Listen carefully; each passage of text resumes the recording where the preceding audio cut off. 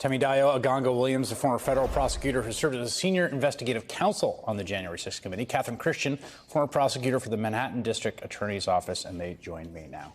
It's good to have you here. Glad to be here. As someone who worked in that Manhattan DA's office, can we talk about the mugshot? Yes. I'm of two minds about the mugshot. I think, I remember having conversations with people where I realized the mugshot was a very American thing. Like, you don't have mugshots in other countries.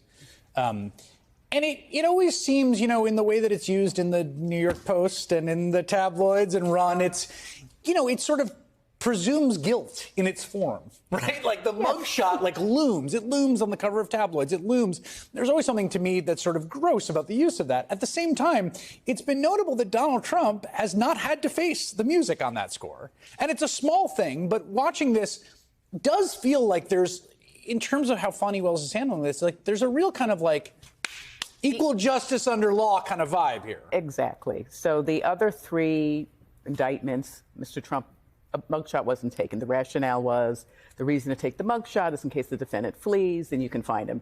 And everyone knows what Donald Trump looks like. But on the other hand... A fair and not ridiculous argument. But on the other hand, as you said, everyone has their mugshot taken. And why shouldn't he? And why shouldn't Mr. Giuliani and all of the other defendants? In Georgia, the sheriff made it clear at the beginning, unless someone tells me different, everyone's going to get their mugshot taken. What do you think about it, Temidayo? I think one of the principles about all these cases is that no one is above the law and that everyone, including a former president, should be treated the same in front of a court. And I think the mugshot is symbolic. Yes, we all know how Donald Trump looks, but he should be subjected to the same scrutiny and regulations and everything else of every other everyday citizens. And I think that's what it represents here. Same with the bond, right? I mean, that's the other thing that's interesting, right? Like, they've negotiated $200,000. All these folks are bonding out. I mean, there's, and this cash bail has been a subject of tremendous policy controversy. I think it's largely, again, not a great practice. I think it's been overused. But in the, watching Giuliani go to a bail bondsman, is like, you're a New Yorker. Folk. Yes. Yes, exactly. Like, there is something about that, I don't know, it really hits. And even the fact, and it's horrible, these conditions in that jail. They're terrible. They're terrible. But you know what? There are thousands of people who are there now and who are going through it. And, now, hello, America, this is what it looks like. And because these are white-collar defendants who usually don't have to see that, now they're seeing a little touch of that. Let's talk about this Chesebro filing here, which is sort of interesting. I mean, so far, I think our general assumption has been everyone's going to want to kick the can. They want to take it long. They want to let Donald Trump get elected president. Maybe he could work some magic, even though it's a Georgia state law it's being prosecuted under. Chesebro says, I want to be tried in December. What do you make of that? I think it's a choice here that he's testing the DA, right? She's expecting Donald Trump wants to push this out as far as possible. And he's saying, are you ready right now? Can you go as fast as possible? And I think what he's also trying to do is separate himself from President Trump.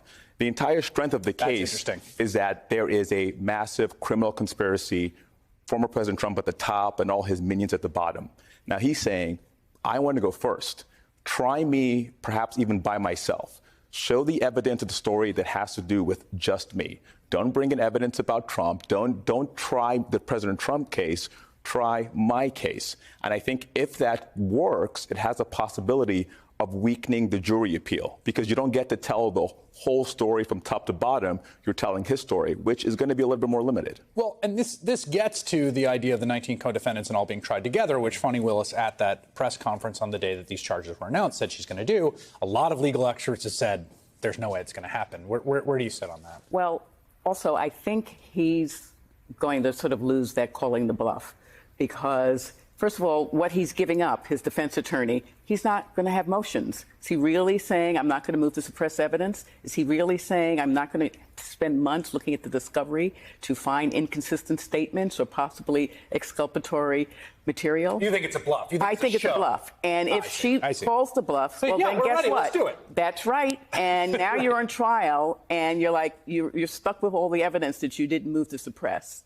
And you know what? It's not. These prosecutors who spent 2.5 years investigating it, their opening and their summations have already been written. If not on paper, it's in their head.